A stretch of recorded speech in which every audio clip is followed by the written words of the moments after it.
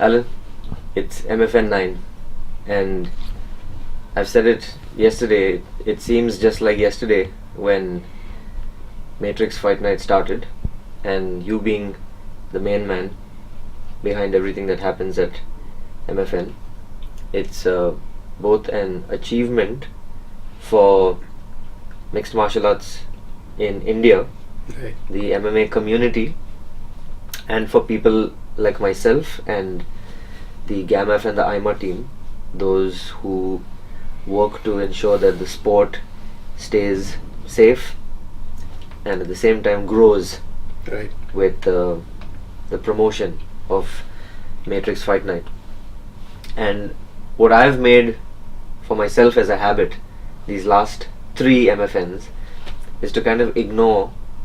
I know it might seem weird to you because you put in all the hard work, Right. but I kind of ignore who's on the fight card until we're actually in fight week, where I actually hear it, but not necessarily study the fighters or who's fighting whom, because with my role as a referee, I want to ensure that I walk in completely unbiased, Right.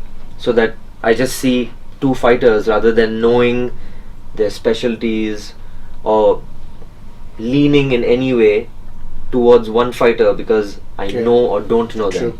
So I try to keep that completely unbiased. But we are in fight week. We are literally on the heels of MFN 9. So tell us what went to this card, or at least begin by telling us what's really the top of this fight card, something that the fans should really be interested to look forward to. So, I mean, what you just said about the refereeing and not looking at the fight card is something that it's the number one thing any official should do, because that's how you are not biased towards the fighter. Because if I know a fighter's good at grappling, then I start looking at judging the fight at just about his based on his grappling or his striking for that matter. So I think as officials we are kind of blessed and grateful that GAMF and IMA do things like that, so that it's a fresh canvas, it's a clean canvas when you look at fights. So that's a fantastic thing that you do when you don't look at the fight card, because that's how it should be. And coming to the fight card, for us it was very simple. Number one, we had to come back to Delhi. Delhi being the hub of the fight, or the fight capital as we call it in our country.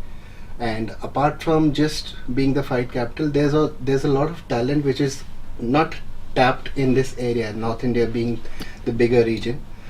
And obviously we had a great fan following from the Afghanistan crowd, and the people that live here in Delhi from the Afghan origin, and we had to bring the fight back to Delhi, so we had to add an Afghan fighter on the fight card.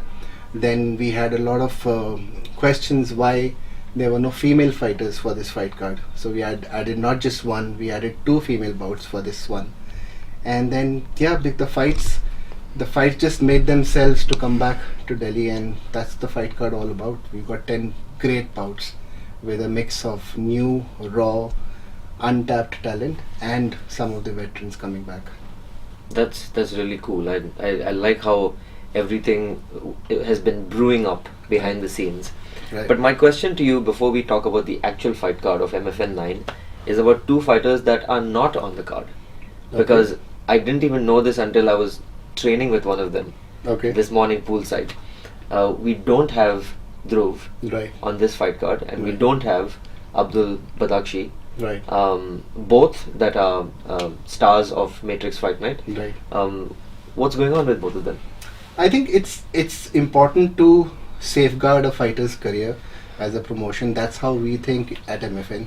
And I personally believe that a fighter not fighting for too long gets rusted, but however doesn't mean that they have to feature on every fight card, because you have to protect the identity of a fighter, you have to guide their career, you have to shape their career in the right way. Abdul, Dhruv, they had some niggles which they had to address after their last fights, so we just decided to give them a break. However, the break was very intentional, that we want to save them up for something bigger, which we'll reveal soon. So yeah, that's the story with Dhruv and Abdul not being on this card. When I talk about the fighters and how MFN selects fighters, Since IMA is the sanctioning body, a biased person might think that you have to be an IMA member to be seeded to MFN, that it has to be an IMA sanctioned event for people to get seeded. Right. But we've seen over the last 8 MFN shows that not everybody who is an IMA member or that has an IMA sanctioned event Right. has their fighters coming through. Right. So I think some people from IMA might have questions. Do you want to address that question? I think anybody who has the FOMO or fear of missing out of being in MFN says that. However, that's not the case, and our last few fight nights and 8 fight nights have proven that we have picked up talent from every part of the country. Unknown places where people didn't even know MMA existed, we brought fighters from there. And however, we advise them as MFN that do follow procedural rules, bylaws which IMA sets, because we believe that IMA looks after the fighter's health. IMA looks after the essence of the sport. IMA looks after the mixed martial art value of the sport. So that's what we do. That's why we work with IMA. It's not, there is no bias here.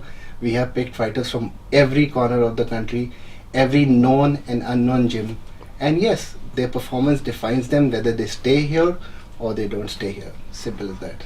And I also think that when we bring athletes, or rather when MFN brings athletes that are not from the IMA umbrella, they have that opportunity to get in to the IMA For sure. umbrella and For sure. get to be part of the organization that has Right. all of these, structural rules in place. Right. Speaking of which, we have female fighters on Right. this card again. We didn't have them at the last event, Right. but we have female fighters back again. Right. Do you want to tell us a little bit more about the female fighters? Actually, we were building up the female bouts for MFN 9 anyway. I mean, I had thought of that while I was making the fight card for MFN 8. And I was asked at every stop why no female fights. The reason I was waiting to get female fight cards for MFN 9 was because we were targeting an international female fighter to come first time on an MFN platform. So we were just figuring out how soon we can get. So then there's obviously we were dealing with the elements of today's world with COVID and restrictions and things like that. So we finally got our hands on an international opponent for one of our upcoming stars. In that case, Jojo fighting a Filipino girl from Manila. And I think that was what I was saving it for, to have Indian girls also testing themselves against equal level of competition, not just to throw them against the lions as they say, but to test how good are female fighters. And I personally believe that Jojo is a great asset to MFN, and she can be the next female fighter face of MMA in India.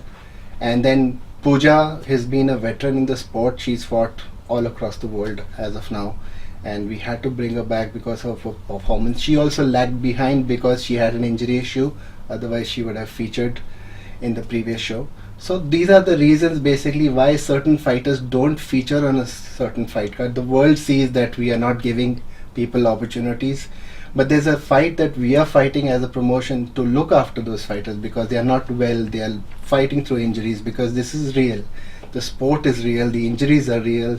There's a struggle that these guys go through the gym which nobody sees, and as a promotion we look out for that. So they were not there on the previous show, they're here, not just one, 2 female bouts. So can you just tell me the names of the fighters on both these bouts and what So- may be their specialties? So we have Pooja, who's been a wushu and an MMA veteran now. So she's fighting a girl originally from Tibet, now representing Himachal Pradesh. She's also accomplished a lot of laurels in wushu. And Pooja and Tenzin Pema, who's the girl, her opponent, they both are fighting in one fight. And Jojo Rajkumari fights Mary Jane from Philippines. Mary Jane hasn't fought in a year or two, but she's a good high-level MMA athlete. So I'm expecting this to be a tough fight for both our Indian girls, and let's see how this goes. And I will take this opportunity to tell the Indian community that the advantage of working with an MMA promotion as MFN, or let's not say like MFN, the advantage of working with Matrix Fight Night is that you have the opportunity for fair fights in your career. I'll go on record to say, if you're seeking other MMA promotions outside of India, great for you. It's perfect for you. Go ahead and take it. But you are definitely going to be at risk to have an unfair matchup. With Matrix Fight Night, if you've looked at the last 8 MFNs, you'll see fair matchups for Indian MMA fighters. Indian MMA can only grow to the level of what's happening on the international circuit if we grow with fair matchups. And I'm sad to say that a lot of neighboring countries and other countries in Asia are not giving Indian MMA fighters fair matchups. And what they're doing is that they're throwing our fighters who have little or new experience to fighters that have much higher level experience. And that deters a fighter's enthusiasm and curbs the community in itself from seeking more opportunities internationally. So be patient and work with Matrix Fight Night, and you'll grow in the right way. Yeah, I think it's a fair point and it's a very valid point. And I also feel for the fighters who think they can jump divisions, they can jump promotions, they can jump onto a level that they are not ready for. So there has to be a proper mentoring. The people who are coaching these fighters, the people who are advising these fighters, if at all there are coaches there, these guys need to understand that you're killing their careers even before they started. So I think the fighting community or the fighters in India need to just slow down. Nothing happens. There's a process, and if these guys keep ignoring the process, they're never going to reach their goals. And sad to say, if you think that you can go to college without going to school, if you think you can go to a university without finishing your college, that's not how it works. That's the reality. So high time these guys wake up, smell the coffee, and see what the reality is. So I think they need to really understand where their career is going, if at all they are interested in their careers. If they want to be tourists, go to a foreign country, roam around the city, get beaten up, pick up some cash, come back home, dollars will finish in 3 days, they'll be looking for another fight and be used as tomato cans. So I put my hands up where that is concerned. But everyone who is part of Matrix Fight Night, we as a promotion, and I can say it with the backing of the Shaw family, that everybody who is part of MFN will always get a fair matchup. And yeah, rest is all in the cage. Whoever does well, whoever wins, and we have started giving performance bonuses as well. So each guy who wins progresses, goes up, gets more money, if that's what you're looking for, which is important as well. So these boys need to realize where the real worth of their career lies. That's a fair point. Speaking about mixed martial arts as a community, it's almost become a cliche for every new MMA promotion to head maybe their website or their press conference tagline, and it's amusing because when we were part of Clash of the Champions, when you were the world champion, the world MMA champion of Clash of the Champions, which was the first MMA promotion ever in India, which had shows in villages. At that time, we could say with all honesty that people don't know about mixed martial arts, and we are introducing the sport. True. Right? This is like back in 2002, 2003. Jump to 2012, Super Fight League comes, and they say the same thing, People don't know about mixed martial arts, and so what we are doing is introducing the sport. But now, jump to 2022, and every small little promotion uses the same tagline. I don't know whether they're doing a copy paste or they're just using the same tagline saying mixed martial arts is not known in India and we are introducing the sport. Let's talk about Sanjeet Budwar and how popular he's become and who he's fighting on MFN 9. I can go back to your previous question actually, or what you just said about people not knowing about mixed martial arts. So if in 2002 we did what we did with MMA, in 2012 Super Fight League came, we did what we did with Super Fight League. 2022 we got MFN. We are doing what we are doing with MFN and mixed martial arts, and everybody else still thinks they are introducing. I think they're the biggest dodos in the country, and you can look out for that meaning of the word, because if you still haven't learnt anything, then you're not fit for that class to be, first of all, period. And coming back to Sanjeet is a find. Sanjeet is I think he's a rough diamond that we are trying to get into a league that he will be a world beater definitely one day.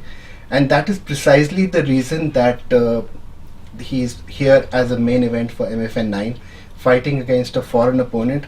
He has never fought a foreign opponent in MMA for that matter, and MFN has not seen an Indian guy fighting and a foreign guy in a main event. So that there are three big issues, not just issues, I would say three big bullet points which highlight this main event. And I am expecting big things out of Sanjeet, and I feel that we are honing him to be one of the best in his division, and he's a beast. So, I mean, if you saw the last fight, you remember you were the third guy in the cage.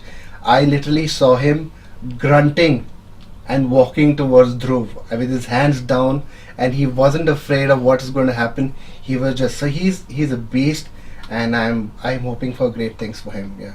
I heard him growling. Oh, okay. So you work with those words then. So we've spoken about main event. Right. We've spoken about the two female bouts. Right. I remember at the last MFN in Hyderabad, Right. and on that show, I saw this young up-and-coming kid named Sahil Rana. Yeah. And I heard that he's on this card as well. Sahil Rana is another kid that we are so hopeful for, that because his mentality, his fight IQ is just right for mixed martial arts. See, initially when we were part of the original journey of mixed martial arts, they were all one discipline background fighters. This guy is all MMA. He knows his striking, he knows his ground, he knows his wrestling, he knows his jiu-jitsu, he knows everything. He's the perfect package for his weight class. So when we introduced him in MFN 7, he put up a very, very good fight with Clinton, and it turned out to be the fight of the night at MFN 7. Unfortunately, the news is that he's out of this fight card. Oh no, are you saying Sahil is out? He's out of this fight card, and it sucks, and it's a bummer. And he broke his right hand again, which was the same injury he had in his previous fight. And he's out of the fight card, so we are looking for a replacement. And we have found a replacement as well. Okay. So Imkong Sonep, the boy from Nagaland who was Sahil's opponent, we have a new opponent for him. His name is called Kapil Kumar. Kapil Kumar also has a great story. He was one of the first amateur fighters to be featured on MFN platform. That was back in MFN 2, and that too happened to be in Delhi, June 29, 2019. I still remember the date. He fought in his amateur debut in MFN, won his fight, and now he's making his pro debut against the Naga boy. So I think there are great things happening. So that's the fight. What goes into these, before the event injuries? Because that's something which defines mixed martial arts having a human Right, element, right. I guess. And what are the challenges that you face as a matchmaker and promoter when a fighter gets injured literally during fight week or just before fight week? I mean, so it's always difficult. What we try to do is we keep a backup for each fight. It's not easy because it's expensive. It costs a lot of money to look after these things and have replacements called in.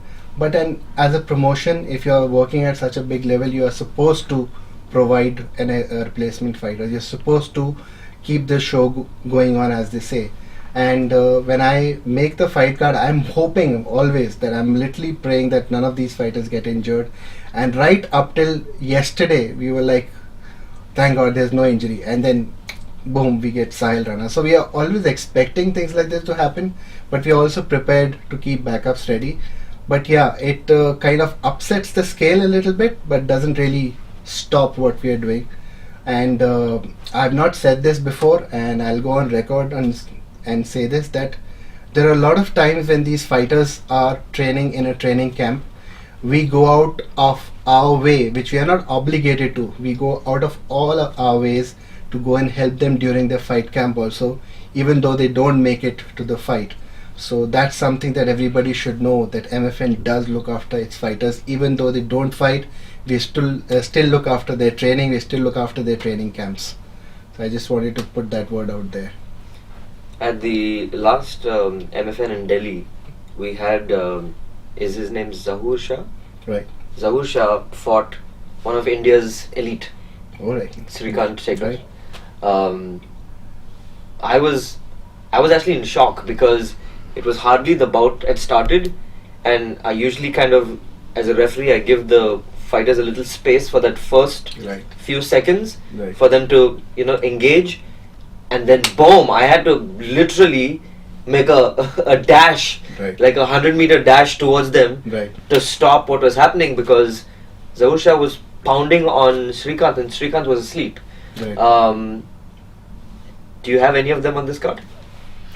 Thinking about that, and I mean, that fight was a stunner, and the fight was such a shock for me as well, because I really didn't expect that. None of us, we were just having a media team meeting, and nobody knew what happened with that fight, because it happened all of a sudden, and even before we could get our cameras out, the fight had stopped.